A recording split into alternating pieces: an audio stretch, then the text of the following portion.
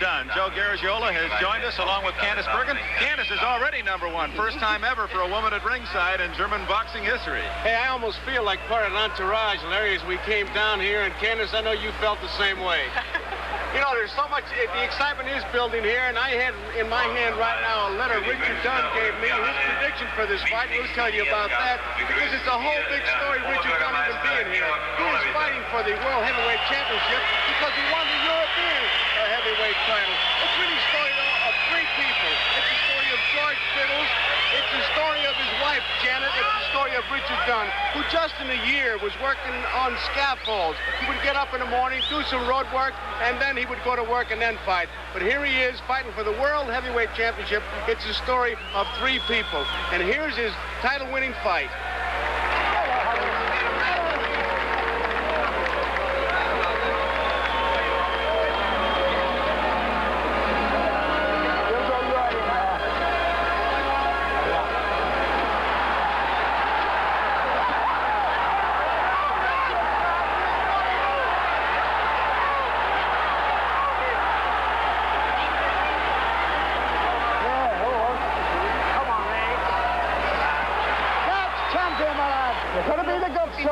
You've got to be the governor. This is the way to win. He stands in your way. Your missus is down there. Your old manager, the kids, everything. This is going to put you top of the world, my lad. Get in there, work. Jump in, Richard. Jump in, guys. Jump in, that's right.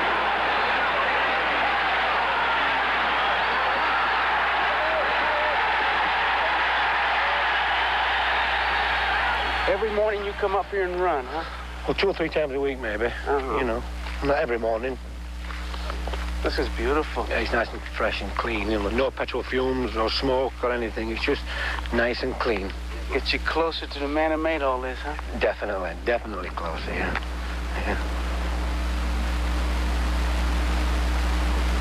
How would you describe, if I wanted to build a Richard Dunn, what would I use? How would you describe Richard Dunn as a fighter? Well, first of all, you'd want a Yorkshireman, because that's Richard Dunn, is a Yorkshireman. He'd have to be big and strong, with a big heart and a flat nose. Big heart and a flat nose. Yeah, flat nose. And you just have to motivate him. And you'd have a fighter, a good fighter. As long as you're from Yorkshire, that's the main thing, you know. That's one of the main ingredients, is Yorkshire blood. George Biddle was the big change in your life. What did he do, Richard? And I was at a boxing show one night, and I saw George Biddles there. And George said, he said, what are you doing watching? He said, you should be fighting here. I thought, well, I can't get no sparring partners, no work, George. So I said, well, come down to my gym. You know, so I went down. It was a 214-mile round trip. I went down 2 or 3 times, you know, and things started to happen. What did he do that gave you this motivation that has gotten you right where you are?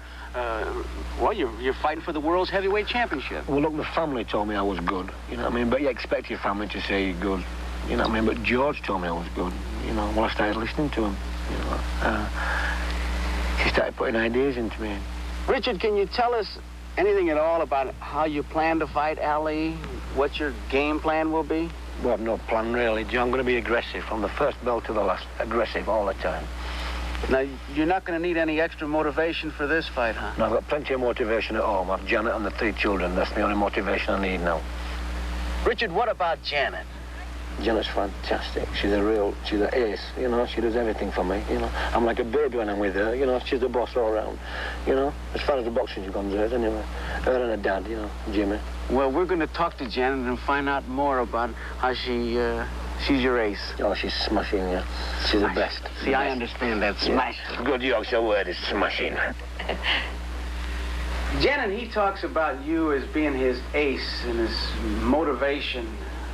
Have you tried to be, or is it something that just happened? I think it's just happened.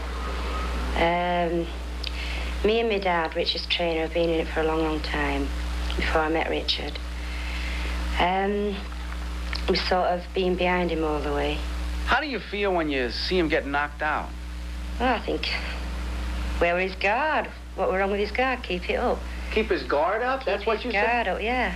You don't worry about him being knocked out? Oh, I don't feel right happy about it, do I? I don't feel happy about it. I just think he should have had his guard up. That wouldn't have happened. I told him his biggest critic and all. Yeah, but you're talking now as a fight trainer as opposed to a wife. I told you I know boxing. A wife, I love Richard, and I give him all the love he could ever have. We love us kids, but we're talking about boxing now, not about family life. Richard looks like such a big, lovable guy. He's a big softy at home, isn't he? What do you think is ahead after this fight? Rosy future.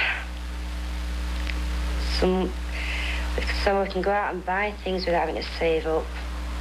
Like we have always have had to do. We've had to really save to buy every little thing that we've got in this house. We can go out now and just buy it, which is nice. You've never had Believe that? me, no, I never had it. So it's security is what it's done? Security, a good future for our kids. What else can you ask for? This is where Janet and Richard Dunn live, and what a year it's been for him. He's gone from working on scaffolding to become the European heavyweight champion. And tonight, he fights for the heavyweight championship of the world. Some kind of year. Briefly, for station identification, this is the NBC television network.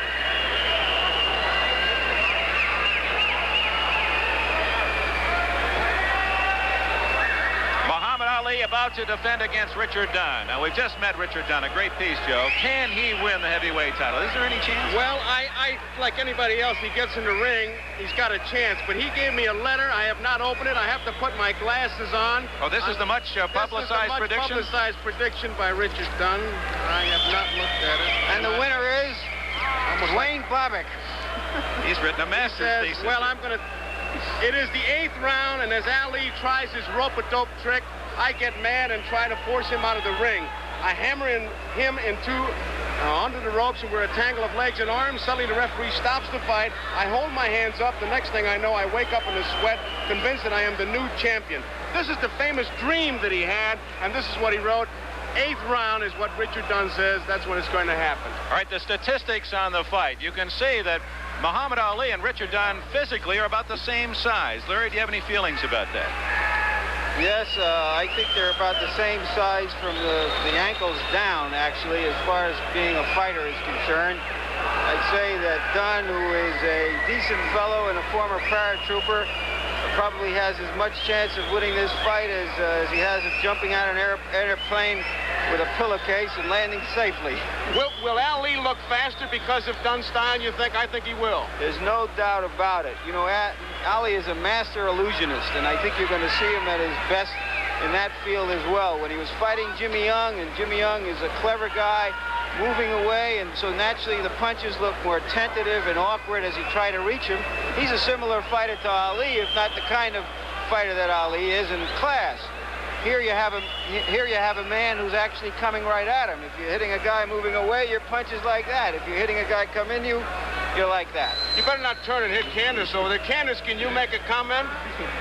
I can make no comment whatsoever on weight or size, except that Ali's prettier than Dunn. Who do you want to win, Candace? Do you have a feeling? You say you don't care about boxing. You've been here a long time. Do you care if Ali wins? Yes, I care. I care about Ali. I've spent a week with him. I care about him. And there are a lot of folks who care about the underdog, and that's what makes this fight still an interesting one, although it's not Dempsey Tunney, and that is that he might win. The great underdog might win. Like buying a ticket to the lottery. Only 2 guys got a chance to win. He's one of them, but Ali, of course, is the big favorite. And listen to the crowd starting to build it up, Dick. Look at the contrast. There are people lined up 10 deep on one aisle waiting for Ali. There's no one up this aisle. That's where Dunn might be arriving from. And we'll be right back to get ready for this big fight right after this message.